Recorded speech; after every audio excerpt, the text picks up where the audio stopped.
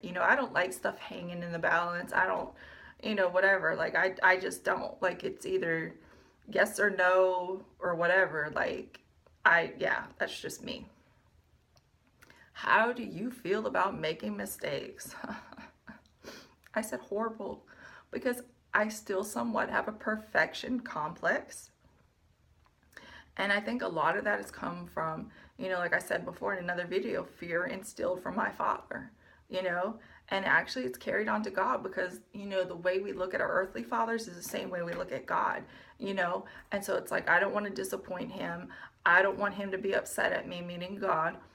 Like, I try to be perfect. And when I'm not, like, I just feel horrible. Like, if I make a mistake, depending upon the severity of it, like, I feel horrible. Like, just horrible about it.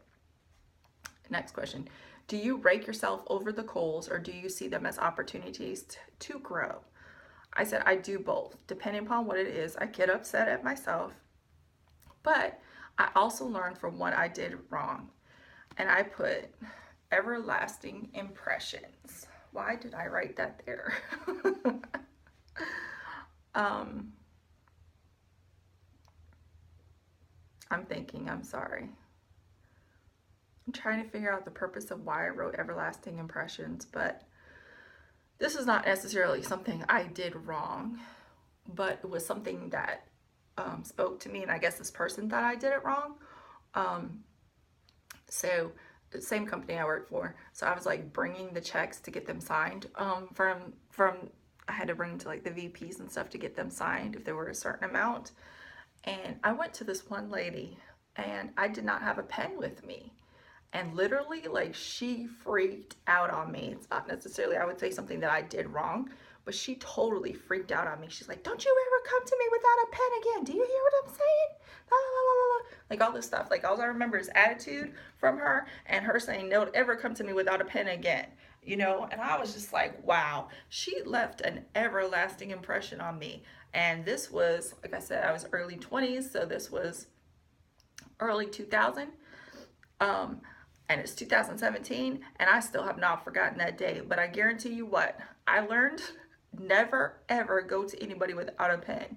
If you want someone to sign something, if you want someone to do something for you, that's going to require that using a pen, I always bring one with me. I always bring one with me. So that had an everlasting impression on me.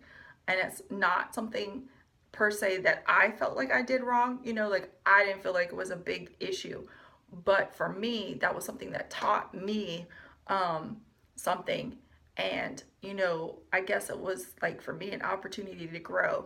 Because, like I said, I never, ever now, ever bring something to someone without having a pen with me. I know that sounds crazy, but like, she made an everlasting impression on me. Definitely, definitely.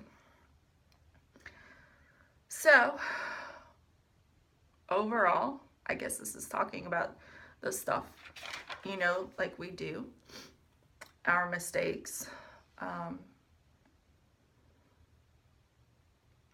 how they affect our lives and the impressions that we leave, the impressions that other people leave.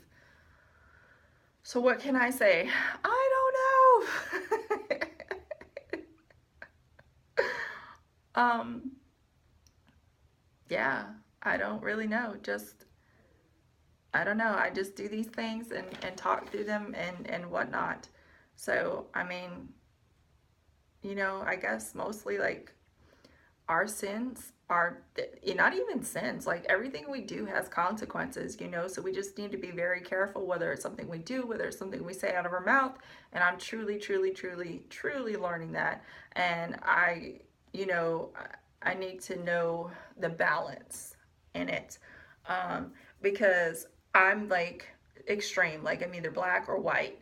And so if something happens over here, then I'll switch to the other side and just do completely like total opposite. Like if I've said something out of my mouth and it was not good, then I just won't speak to people. You know, if someone hurts me, then I have a tendency to stay away from people. That's just me. Like, I'm not a gray person. It's always black or white for me, you know, so that's just something always feel like there's numerous things that God has to help me with. That's just something that God has to help me with. And, you know, like I said, I'm a person who takes full responsibility for my actions, you know, and I do. So if you're not a person who does that, I guess I would just, you know, ask you to ask God to help you, you know, because there's no sense in lying it. When you cover up something, or when you try to cover up something, it just causes more problems, more problems, more problems. So I'm just point blank, and I'll tell you honestly, like, whether you like it or not, whether you will like me or not, I'm gonna tell you honestly, you know what I'm saying? Yeah, so, but the good thing is that we have, and I'll leave with this, is verse 44 and 45. When we do things wrong, you know, we cry out to God, you know, and it says, He took note of their distress when He heard their cry, and for their sake He remembered His covenant, and out of His great love He relented. So I'm going to leave you with that. Cry out to God.